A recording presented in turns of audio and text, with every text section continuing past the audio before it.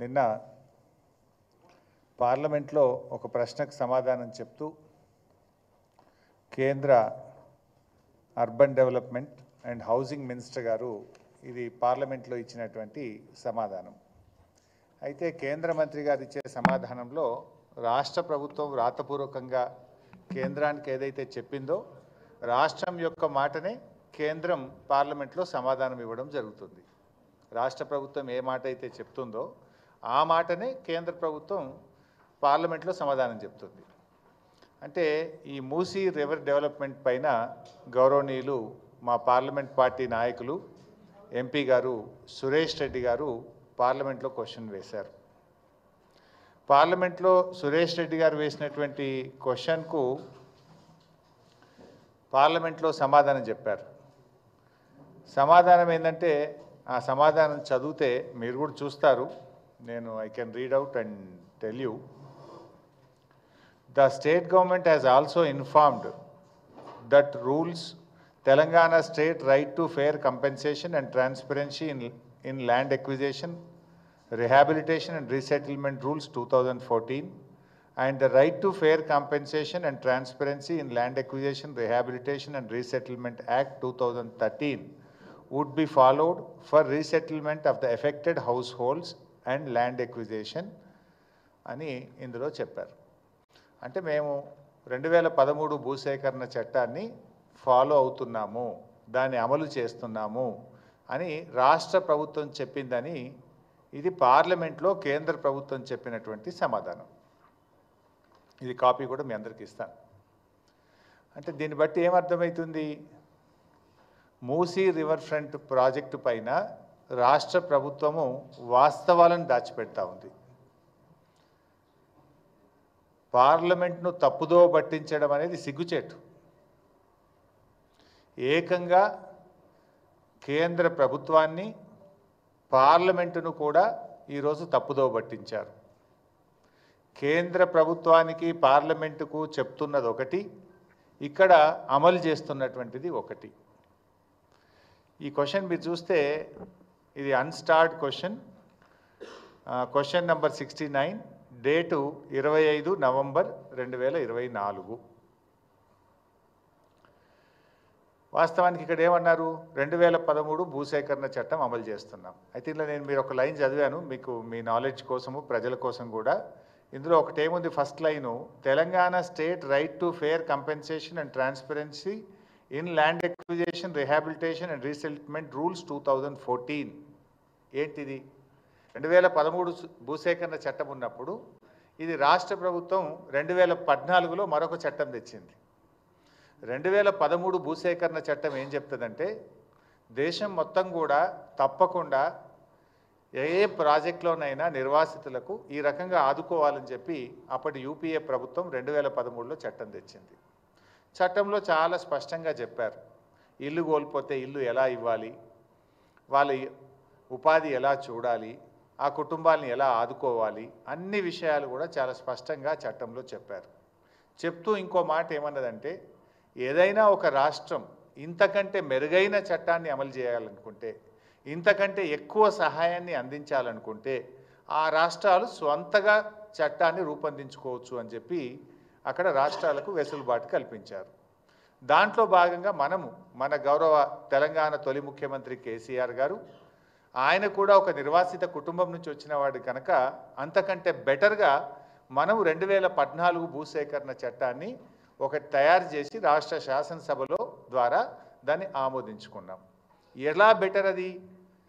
2013 భూసేకరణ చట్టంలో ఏమంటారంటే 121 గజాల స్థలములో ఐఏవై ఇల్లు కట్టి ఇవ్వాలి అని ఉంది. 125 గజాల స్థలము ఐఏవై ఇల్లు. కానీ కేసీఆర్ గారు దాన్ని మన భూసేకరణ చట్టంలో 250 గజాల స్థలము డబుల్ బెడ్రూమ్ ఇల్లుగా మార్చారు. అంటే ఇంటి స్థలం డబుల్ అయింది. ఐఏవై ఇల్లు అంటే ఆ రోజు 1,20,000 రూపాయలు మాత్రమే.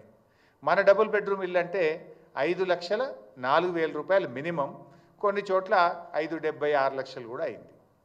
అంటే 1,30,000కు బదులు ఐఏవై ఇల్లు 5,04,000 ఇచ్చాం. 125 గజాలకు బదులు 250 గజాల స్థలం ఇచ్చాం. అదేవిధంగా వేజ్ లాస్ కూడా దానికి కొన్ని స్టిపులేటెడ్ రూల్స్ ఉంటే దానికంటే మెరుగ్గా మనం తెలంగాణ భూసేకరణ చట్టాన్ని ఈ రాష్ట్రంలో తెచ్చాం. అందుకే పార్లమెంట్లో కూడా ఏం చెప్పారు, ఈవెన్ టుడే మన రాష్ట్రంలో మనము 2013 చట్టానికి లోబడుతూనే అంతకంటే మెరుగైన చట్టం 2014 భూసేకరణ చట్టం ఈరోజు కూడా ఈ రాష్ట్రంలో అమల్లో ఉంది. అది శాసనసభ ద్వారా ఆమోదించి మనం చేశాం. అదే విషయాన్ని వీళ్ళు పార్లమెంట్కి చెప్పింది మంచిగున్నది కానీ అమలు చేసేది బాగలేదు.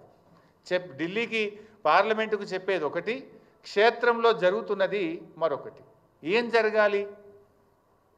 ఏదైనా ఒక ప్రాజెక్టు చేపట్టినప్పుడు ఫస్ట్ ఐడెంటిఫికేషన్ ఆఫ్ బెనిఫిషరీస్, ఎవరైతే నష్టపోతున్నటువంటి కుటుంబాలు ఉన్నాయో వారిని గుర్తించాలి, వారందరినీ కూడా గుర్తించాలి. 2013 భూసేకరణ చట్టం ఇంకో మాట ఏం చెప్తుందంటే, అది పట్టా భూమి అయినా ప్రభుత్వ భూమి అయినా, అది అసైన్డ్ భూమి అయినా, అది ఎంక్రోచర్స్ ఉన్నా, మీరు అక్కడ బతుకుతే చాలు, అక్కడ ఉపాధి పొందితే చాలు, అందరికీ సమానమైన హక్కులు ఉంటాయి అని భూసేకరణ చట్టం చెప్పింది. అది ఎంక్రోచర్ అయినా, అసైనీ అయినా, లేదు ప్రభుత్వ భూమిలో ఉన్న, పట్టా భూమిలో ఉన్న అందరికీ సమానమైన చట్టాలు ఉంటాయనేది ఈ చట్టం చెప్తుంది. అయితే ఏం చేయాలి వీళ్ళు? ఫస్ట్ వాళ్ళను ఎన్యూమరేషన్ జరగాలి. ఎన్యూమరేషన్ జరిగి పిఎన్ నోటిఫికేషన్ 60 రోజుల టైం ఇస్తూ ప్రముఖ దినపత్రికల్లో నోటిఫికేషన్ ఇవ్వాలి. Family wise, structure wise notification ఇవ్వాలి. 60 రోజులు నోటిఫికేషన్ ఇచ్చి 60 రోజుల్లో అబ్జెక్షన్స్ కాల్ఫర్ చేస్తారు. ఆ వచ్చిన అబ్జెక్షన్స్ అన్నీ కూడా పరిగణలోకి తీసుకొని ఆ భూసేకరణ అధికారి దెన్ వాటన్నిటిని కూడా సార్ట్అవుట్ చేసి మరొక 30 రోజుల సమయాన్ని ఇస్తూ పీడీ నోటిఫికేషన్ ఇవ్వాలి. సో పిఎన్, పీడీ 2 నోటిఫికేషన్లు అయిపోయిన తర్వాత అన్ని అబ్జెక్షన్స్ను వాళ్ళకున్న అనుమానాలను నివృత్తి చేసి అబ్జెక్షన్స్ అన్నీ కూడా సార్ట్అవుట్ చేసిన తర్వాత then they have to start the process. కానీ ఇక్కడ అసలు పిఎన్ వచ్చిందా? అసలు బెనిఫిషియరీ నోటిఫికేషన్ అయిందా? అసలు డిపిఆర్ వచ్చిందా? డిపిఆర్ లేదు, బెనిఫిషరీని గుర్తించలేదు, ఎన్యూమరేషన్ జరగలేదు, పిఎన్ నోటిఫికేషన్ రాలేదు, పీడీ రాలేదు, పేదల ఇండ్లు కూలగొట్టేసిండ్రు, తీసుకుపోయి డబుల్ బెడ్రూమ్లో వాడేసిండ్రు. వాస్తవానికి చట్టం ఏం చెప్తుంది? ఇది మన రాష్ట్రంలో మేము అమలు చేశాం. కేసీఆర్ గారి నాయకత్వంలో మల్లన్న సాగర్లో కావచ్చు, కొండపోచమ్మ సాగర్లో కావచ్చు, పాలమూరు ఎత్తిపోతల పథకంలో కావచ్చు, సీతారామాలో కావచ్చు, అనేక ప్రాజెక్టులలో మన రాష్ట్రంలో అమలు చేసి ఉన్నాం. ఏం చేయాల్సి ఉంటుంది ఈ చట్ట ప్రకారంగా? First PN, take the objections and sort it out, then go for PD, take the objections and sort it out. PN, PD అయిన తర్వాత వాళ్ళు ఉంటున్నటువంటి స్ట్రక్చర్, అది గుడిసెనా, గూనె పెంకల ఇల్లా, అది పక్కా ఇల్లా, ఏదైనా కూడా ఆ ఇంటికి R&B లేదా పంచాయతీరాజ్ అధికారులు వెళ్ళి ఆ పాత ఇంటికి ఎంత వాల్యూ ఉంటుందో వాల్యుయేషన్ చేస్తారు. వాల్యుయేషన్ చేసి డిప్రిషియేషన్ కూడా, ఒకవేళ పాత స్ట్రక్చర్ అయితే డిప్రిషియేషన్ తీసేసి దాని నెట్ వాల్యూకు రెండంతల డబ్బును ఆ ఇంటి యజమానికి ఇవ్వాలి. ఇది జరిగిందా మన దగ్గర? నో. పాత ఇంటికి ఇంజనీర్లు ఎస్టిమేట్ చేసి డిప్రిషియేషన్ తీసేసి నెట్ వాల్యూ మీద రెండంతల డబ్బు ఆ ఇంటి యజమానికి ఇవ్వాలి. This is number 1.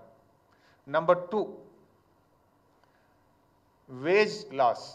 అంటే వాళ్ళు ఉపాధి కోల్పోతారు. నిజంగా మూసీలో ఎవరి ఇండ్లు పోయినా ఎక్కువ ఎవరికి పోతున్నాయి ఈ నిమిషానికి? వాళ్ళు ఇనుప సామాన్ అమ్ముకునేటోళ్ళు, రోళ్ళు తయారు చేసేటోళ్ళు, లేకపోతే ఏమంటాము గొడ్డళ్ళు, కత్తులు, వాటిని పదను పట్టేటువంటి వాళ్ళు, లేకపోతే అక్కడ ఉండే ఇళ్లల్లో పనిచేసుకునేటువంటి వాళ్ళు, పాత సీసాలు ఏరుకునే వాళ్ళు, పాత బట్టలు అమ్ముకునేటువంటి వాళ్ళు, ఇలా చాలా అత్యంత పేదలైనటువంటి వాళ్ళు, ఆటోలు నడుపుకునేటువంటి వాళ్ళు, రిక్షా పుల్లర్సు, హమాలీసు, హోటళ్లలో పనిచేసేటువంటి వాళ్ళు, ఇట్లాంటి వాళ్ళు అతి కడు పేదలు ఆ ప్రాంతంలో నివసిస్తున్నారు. మరి ఆ పేదలకు పాత ఇంటికి నువ్వు డబ్బులు ఇవ్వలేదు, number 1. Number 2, wage loss.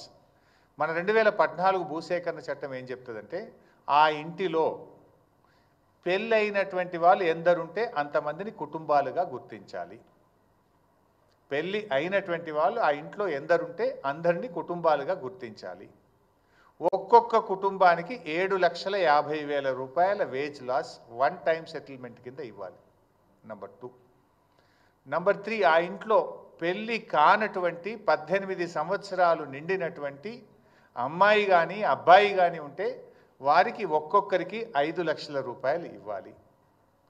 Number 4, ఇంట్లో పెళ్ళై ఉన్నటువంటి వారందరికీ ప్రతి ఒక్కరికి 250 గజాల స్థలము మరియు డబుల్ బెడ్రూమ్ ఇల్లు ఇవ్వవలెను.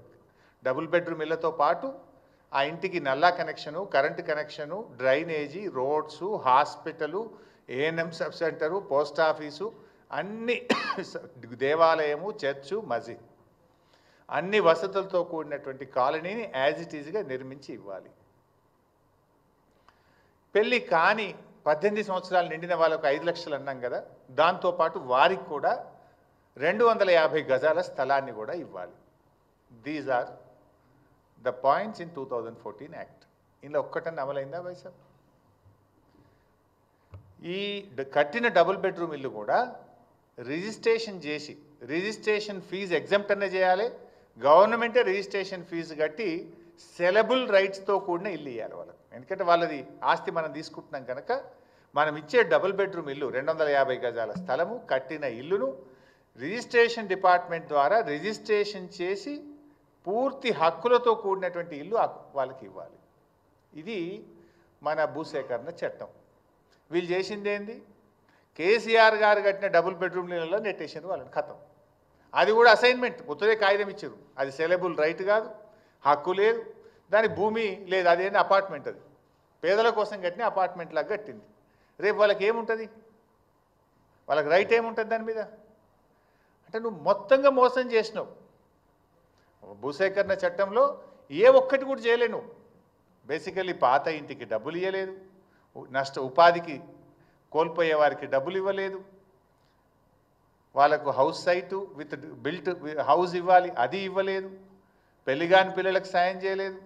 అంటే ప్రజల్ని మోసం చేసిండు రేవంత్ రెడ్డి, పార్లమెంట్ను కూడా మోసం చేసిండు రేవంత్ రెడ్డి. బికాస్ ఆయనే మున్సిపల్ మినిస్టర్, ఆయన సంతకంతోనే ఢిల్లీకి పోతుంది ఫైల్.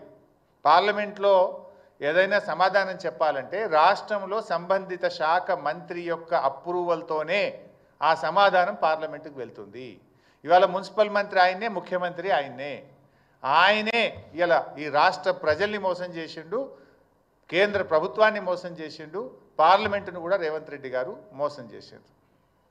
ఇప్పుడు ఆల్రెడీ కొన్ని ఇండ్లు కూలగొట్టింది కదా బైసాబ్, మీరు ఫోటోలు కూడా ఉన్నాయి ఇక్కడ. ఈ పేదల ఇండ్లు కూల్చేసిండ్రు. ఇప్పుడు ఈ ఇండ్లకు మరి ఇప్పుడు డబ్బులు ఇవ్వాలంటే కూడా ఆ ఇల్లుని ఎట్లా ఎస్టిమేట్ చేస్తావు? How do you estimate these houses? How will you compensate these poor people? వీళ్ళకి ఎవరు బాధ్యత? ఇప్పుడు మూసీలో కూడా చూసిండ్రు బైసాబ్, ఇప్పుడు సన్నాయి నొక్కులు నొక్కుతున్నారు మళ్ళా. ఏమని? లేలే అనుమతులు ఇప్పుడు ఇండ్లు కూల్చాం, ఇక కొత్తవి మాత్రమే కఠనీయం అంటున్నారు. మరి కూల్చిన సంగతి ఏంది చెప్పాలి కదా హైడ్రా కమిషనర్, చెప్పాలి కదా ముఖ్యమంత్రి. కూల్చిన మూసీ ఇండ్ల సంగతి ఏంది, హైడ్రా ఇండ్ల సంగతి ఏంది? నాకు ఇంటికి అన్ని అనుమతులు ఉన్నాయి అని కుయ్యో మొర్రో అని మొత్తుకున్నా, కాళ్ళ మీద పడి వేడుకున్నా, రోడ్డు మీద పడి గిలగిల కొట్టుకున్నా కనికరం లేకుండా పేదల ఇండ్లు కూల్చిండ్రు కదా హైడ్రా పేరిట. ఇప్పుడేమంటున్నారు? లేదు కట్టిన ఇండ్లు కూల్చం, ఇండ్లల్లో ఉన్నోళ్ళని కూల్చమంటివి. ఆ చిన్న పాప నా పుస్తకాలు తెచ్చుకుంటా, మా నాన్న కొనిచ్చిన వాటర్ బాటిల్ తెచ్చుకుంటా అంటే కూడా ఆ పసిపిల్ల మీద కూడా కనికరం లేకుండా ఇండ్లు కూలగొట్టారే. ఆ పాపానికి బాధ్యుడెవడు? ఆ చేసిన అన్యాయానికి ఎవరికి శిక్ష వేయాలో నిర్ణయించండి. ఇప్పుడేమంటున్నారు? లే మేము ఇక కొత్తవి కూల్చము అంటున్నారు, ఏదో డేట్ పెడతాము అంటున్నారు. మరి కూల్చిన వాటి సంగతి ఏంటి? వాళ్ళు కట్టిండ్రు, డబ్బులు కట్టిండ్రు, పే దెమ్ ద కంపెన్సేషన్ ఇచ్చినా వాళ్ళు పడ్డ క్షోభ, వాళ్ళు పడ్డ బాధ, వాళ్ళు అనుభవించిన నరకమైతే పోదు కదా. తక్కువ బాధన? వర్షం పడుతుంటే నడి రోడ్డు మీద పడేసిండ్రు, పిల్లల పుస్తకాలతో సహా బట్టలతో సహా కట్టు బట్టలతో ఇళ్ళకి వెళ్ళి బయటకు వెళ్ళగొట్టి గోసపుచ్చుకున్నారు కదా. ఇప్పుడు మళ్ళీ డేటు మారిస్తే నీ నిర్ణయం మారచ్చు, కోర్టు మొట్టికాయలు వేస్తే మార్చుకున్నావు. కానీ ఆ పడ్డ క్షోభకు ఎవరు బాధ్యత వహించాలి? ఆ పడ్డ బాధకు ఎవరు బాధ్యత వహించాలి? ఆ కూలిన ఇల్లుకు ఇలా కంపెన్సేషన్ ఇచ్చి వాళ్ళని కాపాడుకోవాలన్నా వద్దా? అదేవిధంగా ఇలా మూసీలో కూడా ఇల్లు కూలగొట్టివి, నీవు చట్టం చూసుకోపోతివి, పద్ధతి పాటించకపోతివి, పార్లమెంట్ నువ్వు తప్పుదోవ పట్టిస్తేవి. ఈ కూలిన ఇళ్లకు రేపు నష్టపరిహారం ఎట్లా చెల్లిస్తావు? రేపు డెఫినెట్గా ఇవ్వాల్సిందే. బీఆర్ఎస్ పార్టీ ఊరుకోదు. ఈ బాధ ఎట్లా తీరాలి? ఎందుకు ఈ తొందరపాటి దుందుడుకుడు చర్యలు? ఆగమాగం చేసి ఇలా రాష్ట్రం పరుగు తీస్తున్నావు, పేదల ఉసురు పోసుకుంటున్నావు.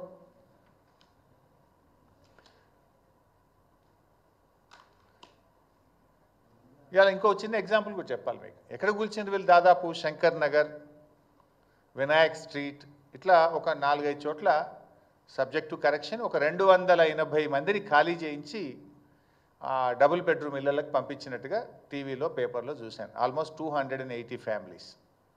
ఒక చిన్న ఎగ్జాంపుల్ చెప్తే ఎట్లా నష్టపోయారు. ఓల్డ్ మలక్పేట్లో శంకర్ నగర్లో ముజాహిద్ అనే ఒక ఆయన నివాసం ఉంటుండే. ఆయన పేరు ముజాహిద్, ఆయన భార్య పేరు షాహీన్ బేగం, ఆయన భార్య పేరు. సో షాహీన్ బేగం ముజాహిద్కు 3 కొడుకులు, 1 బిడ్డ. అందరికీ పెళ్ళిళ్ళు అయినాయి.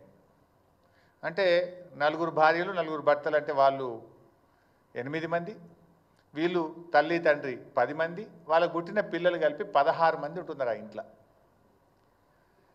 ఓల్డ్ మలక్పేట్, శంకర్ నగర్, ఒక ఇంట్లో మూసి దాంట్లో 16 మంది ఉంటున్నారు. వీళ్ళు పోయినరు, ఆ ఇల్లు కూలగొట్టి డబుల్ బెడ్రూమ్ ఇచ్చిండ్రు. ఆ డబుల్ బెడ్రూమ్లో 16 మంది ఉండగలుగుతారా? వాళ్ళు ఉంటున్న మూసి ఇంట్లో 8 గదులు ఉన్నాయి. 8 గదుల్లో 5 కుటుంబాలు బతుకుతున్నాయి. 3 కొడుకులు, 1 బిడ్డ, తల్లి తండ్రి. 8 గదుల ఇంట్లో 16 మంది నివసిస్తుంటే ఆ ఇల్లు కూలగొట్టి ఒక డబుల్ బెడ్రూమ్ ఇచ్చి మీరు వెళ్ళిపోండి అన్నారు. ఆ పాత ఇంటికి రూపాయి ఇయ్యలే. కానీ 2013 భూసేకరణ చట్టం ఏం చెప్తుందంటే, పెళ్ళైన వాళ్ళు ఇంట్లో ఎందరుంటే అన్ని డబుల్ బెడ్రూమ్లు వేయాలి. అంటే వీళ్ళకి ఎన్ని వస్తాయి? 5 డబుల్ బెడ్రూమ్ ఇల్లు రావాలి ఆ ఇంటికి. రావాలా? నువ్వేం చేసినావు? కేసీఆర్ కట్టించిన ఒక ఇల్లు ఇచ్చి వాళ్ళని బలవంతంగా నెట్టేసి నేనేదో గొప్ప పని చేసినా, మానవత దృక్పథంతో చేసినా అంటున్నావు. మానవత దృక్పథం కాదు, ఇట్ ఈస్ దేర్ రైట్. భారత రాజ్యాంగం, భారత పార్లమెంటు వాళ్ళకి ఇచ్చిన హక్కు అది. కానీ నువ్వు నేనేదో గొప్పగా చేసిన మానవతా దృక్పథం, నువ్వు గొప్పగా చేయలే.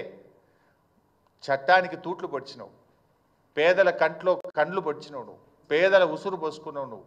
అదే ముజాహిద్ కుటుంబానికి ఏం రావాలి? 5 డబుల్ బెడ్రూమ్ ఇల్లు రావాలి చట్ట ప్రకారంగా. 5 × 7,50,000, ప్రతి కుటుంబానికి 7,50,000 ఉపాధి కోల్పోయింది కనుక డబ్బు ఇవ్వాలి. అంటే 37.5 లక్షల రూపాయల డబ్బు ఆ కుటుంబానికి రావాలి. నువ్వేమి ఇయ్యలే. ఓ కేసీఆర్ గారు పేదలకు కట్టించిన ఇల్లు ఇచ్చి ముజాహిద్ కుటుంబాన్ని అలా రోడ్డు మీద పడేసినాడు. ఇట్లాంటి ఎన్నో బాధలు ఉన్నాయి, ఇట్లాంటి ఎన్నో కష్టాలు ఉన్నాయి ప్రజలకు. ఇప్పుడు ఆ కుటుంబం విడిపోయింది. क्या हो गया? एक घर में तो 5 फैमिली नहीं रह सकते. अब किराए पे ले लेके एक जगह एक आदमी गए, दूसरा एक जगह गए, पूरे लोग एक साथ थे.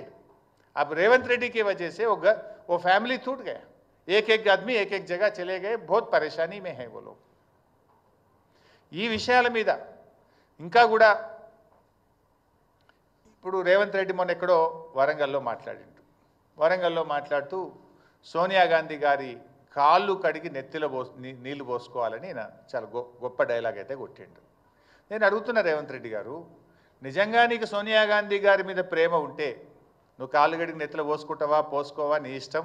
వెనకడ బలి దేవత అన్నావు, ఇప్పుడు దేవత అన్నావు, రేపు ఏమంటావో నువ్వు, నీ నోటికి హద్దు లేదు, పద్దు లేదు. బట్ అట్లీస్ట్ నిన్నగాక మొన్న మాట్లాడినావు. ఆవిడ మీద ప్రేమ ఉంటే సోనియా గాంధీ గారు తెచ్చిన 2013 భూసేకరణ చట్టాన్ని అమలు చేయి. వారు తెచ్చిన చట్టానికి ఎందుకు తూట్లు పడుస్తున్నావు అని నేను అడుగుతా ఉన్నా. నేను చట్టానికి వ్యతిరేకంగా వెళ్తా, పేదల్ని నడి రోడ్డు మీద పడేస్తా, సోనియా గాంధీ కాళ్ళు కడిగి నెత్తిలో నీళ్ళు పోసుకుంటా నడుస్తుందా? సోనియా గాంధీ గారు తెచ్చిన చట్టాన్ని ఏమో అమలు చేయవు. నీకు నిజంగా సోనియా గాంధీ గారి మీద గౌరవం ఉంటే, ప్రేమ ఉంటే, మీ కాంగ్రెస్ పార్టీ తెచ్చిన చట్టం, సోనియా గాంధీ గారు తెచ్చిన చట్టం 2013 అమలు చేయి. నువ్వు ప్రజలను మోసం, దేశాన్ని మోసం, పార్లమెంట్ను మోసం, సోనియా గాంధీని మోసం, అందరినీ మోసం చేసినావు.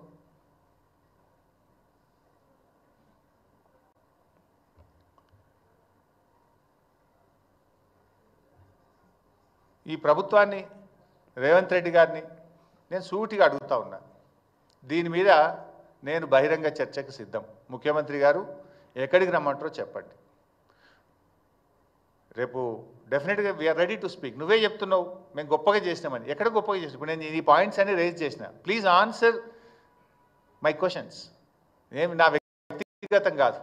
ఇప్పుడు ఎట్లయిపోయిందంటే కాంగ్రెస్ పార్టీ ప్రతిపక్షంగా మేము ఏదైనా ప్రతిపక్షాన్ని మాట్లాడితే మా మీద బురద జల్లుడు, మా మీద ఏదో ఒక పాత తీసి బుల్డోజర్ ఎక్కిస్తారా, చంపేస్తా, తొక్కుతా, ఇవి కాదు కదా. తొక్కుతా, సంపుతా, బుల్డోజర్ ఎక్కిస్తా, లేకపోతే మా మీద ఏదో బుర్రజల్లుడు, మీ లీడర్లను పెట్టించి మమ్మల్ని తిట్టించుడు. This is not the solution.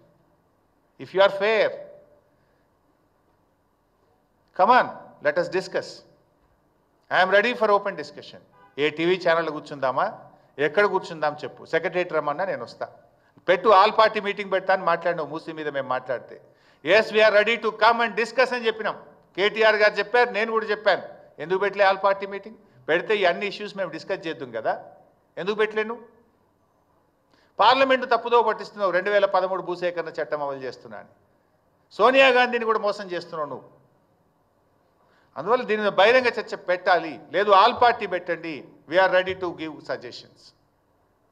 చాలా స్పష్టంగా చెప్పాం, మూసీ పునరుద్ధరణకు బీఆర్ఎస్ వ్యతిరేకం కాదు, కానీ మూసీ ముసుగులో రియల్ ఎస్టేట్ వ్యాపారానికి వ్యతిరేకమని చెప్పాం. మూసీ ముసుగులో రాష్ట్ర ప్రభుత్వ నిధులు కొల్లగొట్టడానికి వ్యతిరేకమని చెప్పాను తప్ప మూసీ ప్రాజెక్ట్ అది ప్రారంభించిందే కేసీఆర్ అండ్ బీఆర్ఎస్ పార్టీ. దీని మీద డెఫినెట్గా ఒకటి బహిరంగ చర్చకు ప్రభుత్వాన్ని డిమాండ్ చేస్తున్నాం. రెండు, బీఆర్ఎస్ పార్టీ మా పార్లమెంట్ పార్టీ నాయకుడు సురేష్ రెడ్డి గారు పార్లమెంట్లో ప్రివిలేజ్ మోషన్ కూడా మూవ్ చేస్తాం. ఎందుకంటే మీరు కేంద్ర ప్రభుత్వాన్ని పార్లమెంట్ను కూడా తప్పుదోవ పట్టించింది కనుక దీని మీద మా సురేష్ రెడ్డి గారు పార్లమెంట్లో బీఆర్ఎస్ పార్టీ ఎంపీలు ప్రివిలేజ్ మోషన్ కూడా మూవ్ చేస్తారు. Because they misguided. మూడవది, న్యాయస్థానానికి కూడా వెళ్తాం. ఆ నిరుపేదల పక్షాన వాళ్లకు right to fair compensation act 2014 ప్రకారంగా వాళ్ళకు న్యాయబద్ధంగా చట్ట ప్రకారంగా రావాల్సిన అన్ని హక్కులు వారికి కల్పించడం కోసం బీఆర్ఎస్ లీగల్ సెల్ ఆధ్వర్యంలో న్యాయస్థానాలకు కూడా వెళ్ళి పూర్తి స్థాయిలో ఆ పేదలకు సాయం చేయడానికి బీఆర్ఎస్ పార్టీ కృషి చేస్తుంది. 4, శాసనసభ సమావేశాలు ఏదో 9వ తేదీ నుంచి ప్రారంభం చేస్తామని అన్నారు. తప్పకుండా దీనిపైన బీఆర్ఎస్ పార్టీ శాసనసభలో కూడా ప్రభుత్వాన్ని నిలదీస్తుంది, ప్రభుత్వాన్ని ప్రశ్నిస్తుంది. మేము ఈ మూసీ బాధితులకు పూర్తి సహాయం జరిగే విధంగా రేపు శాసనసభలో కూడా బీఆర్ఎస్ పార్టీ పోరాడుతుంది. Thank you. సి బై సాబ్, గవర్నమెంట్ నీ చేతిలో ఉంది. You do, it is open to you కదా. ఎవరైనా వద్దంటున్నారా మిమ్మల్ని? You are in the government, you take whatever the action you want. Thank you. వైసాబ్, నేను అవన్నీ మాట్లాడగలుగుతా కానీ ఇది ఒక పేదలకు సంబంధించిన ఇష్యూ, డైల్యూట్ అవుతుందేమో నా బాధ.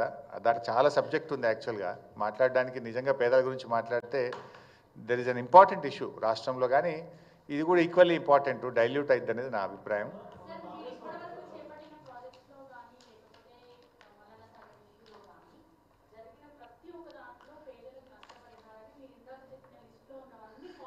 Hundred percent.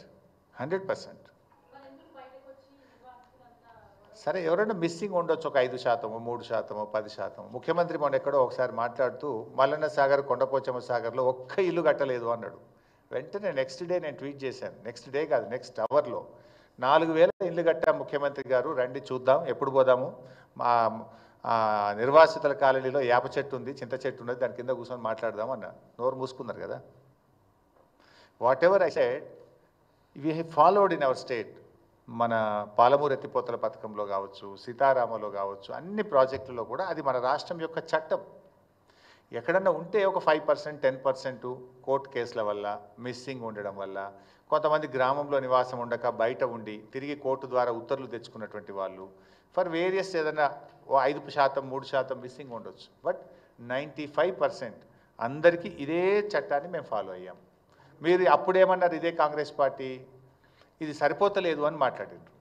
ఇంకా అంతకంటే బాగా ఇవ్వమని కోరుతున్నాం మూసీలకు. Okay, we have done that. మేము ఏం చేసినాము, 250 గజాల స్థలము, డబుల్ బెడ్రూమ్ ఇల్లు, అన్ని సౌకర్యాలతో రోడ్లు, మోరీలు, కరెంటు పెట్టి కట్టించినాం. మీరు ఇంకా కొంచెం 250 గజాలు కాబట్టి 500 గజాలు ఇవ్వండి, వీ అప్రిషియేట్. మేము వేజ్ లాస్ కింద ఇంట్లో పెళ్ళైన ప్రతి ఒక్కరికి 7,50,000 ఇచ్చాము. అది సరిపోదు అని మమ్మల్ని తిట్టారు మీరు అందరు కూడా. ఓకే, మీరు 7,50,000 కాదు 15 లక్షలు ఇవ్వండి, మేము వీ అప్రిషియేట్. మేము పెళ్లిగాని పిల్లలకు కూడా 250 గజాల స్థలము 5 లక్షలు ఇచ్చాము. మీరు అది సరిపోదు అని మమ్మల్ని తిట్టారు. ఓకే, 250కి బదులు 500 గజాల స్థలం ఇవ్వండి, 5 లక్షలకు బదులు 10 లక్షలు ఇవ్వండి, we appreciate. We're not saying no. మేము తక్కువ ఇచ్చాము అన్నారు. ఓకే, మీరు అంతకంటే బాగా ఇవ్వండి, ప్రజలు మిమ్మల్ని మెచ్చుకుంటారు. మేము బీఆర్ఎస్ కంటే డబుల్ ఇచ్చినామని చెప్పండి, వీ అప్రిషియేట్. ఈవెన్ మల్లన్న సాగర్లో మేము ఇచ్చిన వాళ్ళకు కూడా తక్కువైంది అనుకుంటే వాళ్ళకు కూడా డబుల్ కలిపియండి, ఇంకా సంతోషం. నేను వచ్చి ముఖ్యమంత్రికి బోకే ఇచ్చి థ్యాంక్స్ చెప్తా. మేము ఏదైతే మల్లన్న సాగర్లు ఇచ్చినామో వాళ్ళకి డబుల్ ఇవ్వండి మీరు. మేము ఇచ్చిన దానికంటే డబుల్ మీరు ఇస్తామని అప్పుడు తిట్టారు, ప్రతిపక్షంలో ఉండి చాలా తక్కువ ఇస్తున్నారు, మీరు అన్యాయం చేస్తున్నారు అన్నారు. ఓకే, ఇప్పుడు పెంచి ఎంత పెంచుతారో పెంచి ఇంకా బాగా ఇవ్వండి, ఐ అప్రిషియేట్. నేనే వచ్చి బోకే ఇచ్చి థ్యాంక్స్ చెప్తా వాళ్ళ తరఫున. నాకేమి బేషిజాలు లేవు, బాగా చేయమని కోరుతున్నాం. మేమేం రాజకీయం చేయట్లేదు. మేము ఆ రోజు ఇది చేసాము, మూసీలో నువ్వు మోసం చేస్తున్నావు, నువ్వు సోనియా గాంధీని, పార్లమెంటును, దేశాన్ని, రాష్ట్రాన్ని, ప్రజల్ని, నిన్ను నువ్వు కూడా మోసం చేసుకుంటున్నావు. అరే చేయకయ్య బాబు, మేము ఇట్లా చేసినాం, మంచిగా చేయమని చెప్తున్నాం. మేము చేసింది కూడా తక్కువ అన్నారు, అంతకంటే ఎక్కువ చేయి, ఇంకా we feel happy, we appreciate. Thank you.